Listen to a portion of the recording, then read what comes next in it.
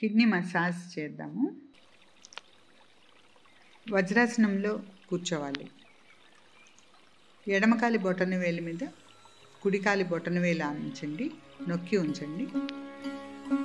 రెండు మడమల మీద రెండు హిప్స్ ఆనించండి. రెండు తొడలు కలిపి ఉండాలి.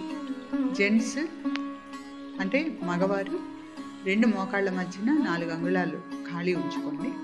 ఈ విధంగా కూర్చొని రెండు అరచేతుల్ని వెన్నుకు రెండు పక్కల ఉంచి అరచేతులతోటి మసాజ్ చేస్తూ రండి. నడుము వరకు వస్తే చాలు. ఈ విధంగా 5 సార్లు చేయండి. దీన్ని కిడ్నీ మసాజ్ అంటున్నాము. దీనివల్ల కిడ్నీస్ ఆరోగ్యంగా ఉంటాయి. న్యూరోమస్క్యులర్ ఎక్సర్సైజెస్ మొదలు పెడతాము.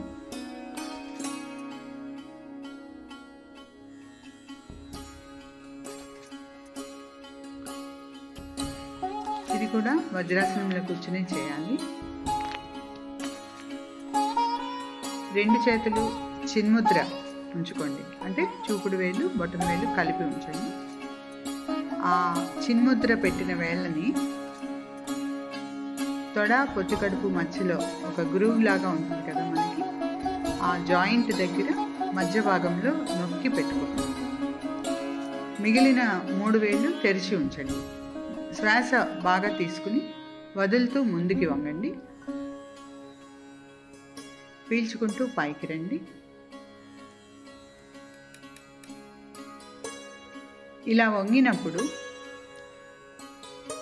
తల భూమి వైపుకు వంచకుండా కొద్దిగా గడ్డం పైకెత్తి పట్టుకోవాలి. 5 సార్లు చేయండి.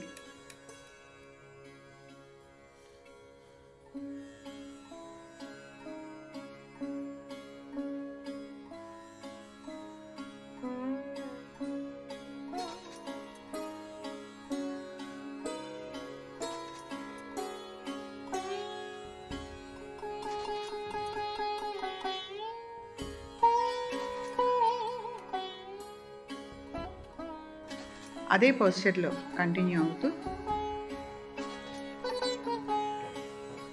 బొటన వేళ్ళని లోపల ఉంచుకుని ఫిస్ట్ చేయండి. ముణుకులు ఏవైతే ఉంటాయో నకిల్స్, వాటిని ఇందాక పెట్టిన చోట చిన్ముద్ర చేసి పెట్టాం కదా, అదే చోట వీటిని పెట్టండి. పెట్టి శ్వాస తీసుకుని వదులుతూ ముందుకి, పీల్చుకుంటూ పైకి, వదులుతూ ముందుకి, శ్వాస పీల్చుకుంటూ పైకి. ఈ విధంగా 5 శ్వాసలు చేయండి.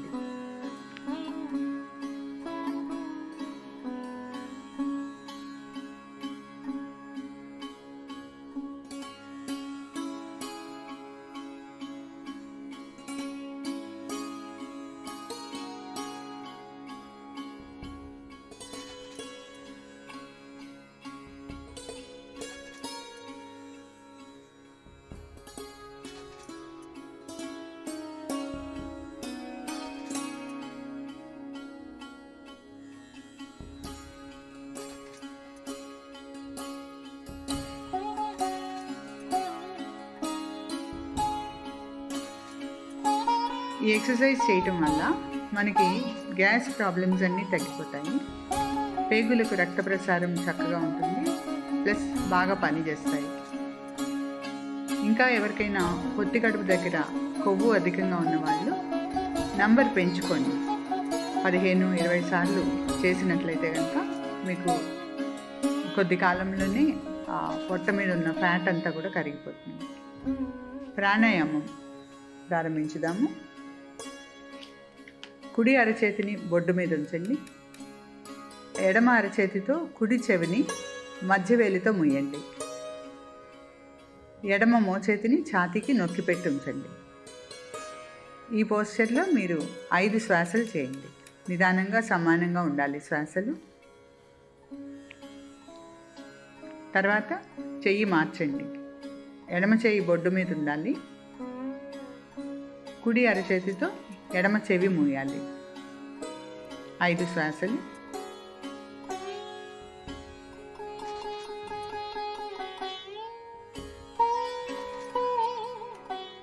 తర్వాత ఎడమ చేత్తో కుడి చెవి మూయాలి.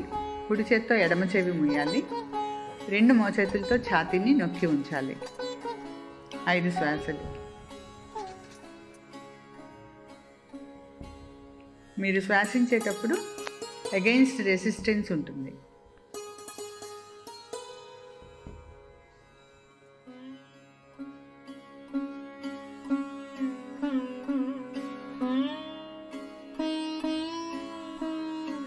తర్వాత 2 చేతులతో 2 చెవులు మోయండి.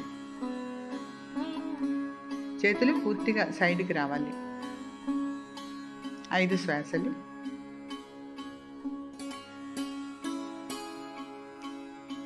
ఈ ప్రాణాయామం చేసేటప్పుడు కొద్దిగా వేడి పుడుతుంది, మణిపూరకం యాక్టివేట్ అవుతుంది. కాబట్టి కన్నులకి రెస్ట్ ఇమ్మని చెప్పారు.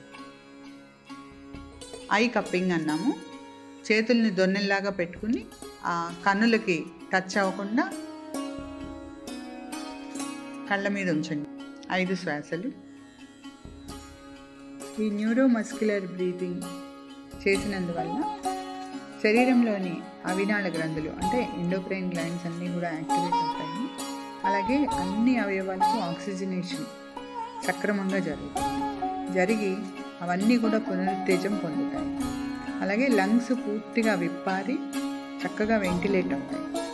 తలనొప్పులు, నిద్ర పట్టకపోవడం, ఆస్తమా, ఎలర్జీలు, సైనసైటిస్ ఇట్లాంటివి కూడా తగ్గిపోవడానికి ఆస్కారం ఉంది. శ్రద్ధగా చేసినప్పుడు ఓవరాల్గా ఎనర్జీ లెవెల్స్ కూడా పెరిగి చాలా హెల్తీగా ఉండడానికి అవకాశం ఏర్పడుతుంది.